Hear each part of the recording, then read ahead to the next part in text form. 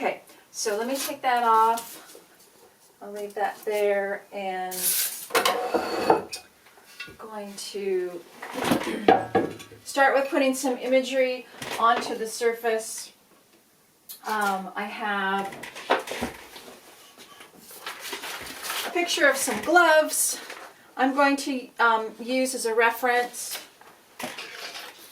And also I have an N95 mask that I'm going to use as a reference too. So here's my material. Here's my ketchup. And I am just going to use just a tiny little liner brush. I'm going to use this ketchup like paint. And work with putting some of this imagery onto the surface. So let's see. I think I want the strings to go into the back. So let me just put that up there like that. This is an old N95 that I have because I work with ceramics. I've got to use those masks when I work with clay, and there's a lot of clay dust. So the difference between what I'm doing and what I would usually do with ceramic materials is that these materials I'm considering to be ephemeral, so they're not meant to last. Not in the same way that clay is. The clay part of this will last for sure, but this ketchup part won't.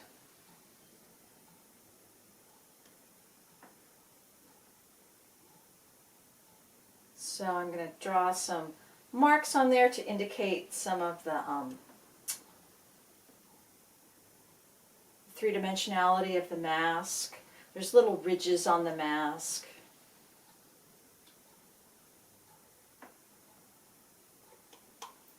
There's the part that is the nose piece. I'll paint that in. And then I'll work on the straps.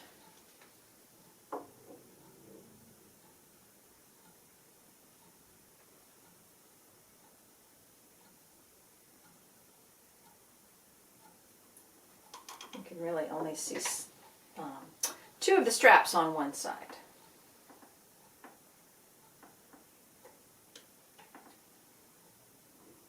So I'm really curious to know what you guys will do for this assignment, what sort of materials you will use. It's really anything that you can think of. This way of working with covering something with a different material is one of the artworks in our slideshow. Our PowerPoint presentation from this week that's about using different kinds of materials. Merritt Oppenheim's piece is really exactly the type of thing I'm doing with this artwork. Alright, so there's one of the masks. I want to put some gloves on the other side. This will take me a little bit longer. And I don't think I have that much time to, on the video, time-wise, to do it. But here's the imagery that I'm using. These are just some photocopied gloves that I had around, but you could certainly download some images to your phone if you wanted to draw something from life. Okay, so I'm going to leave that for later. So far, this in progress is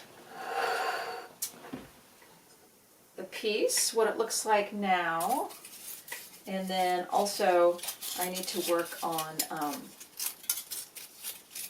putting the foil around the fingers and the hands. This is going to take a little bit of time, but I think you get the idea for where I'm going with this.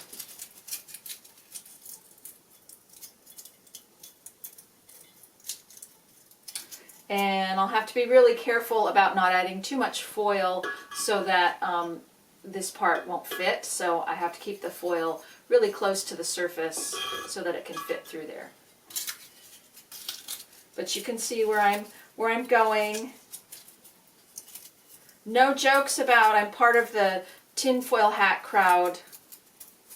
It might seem like this is a little goofy to do, but I thought it would be interesting to try. This is about trying something that maybe you haven't done before, and also questioning materials, what things are made of, what we're used to associating with materials.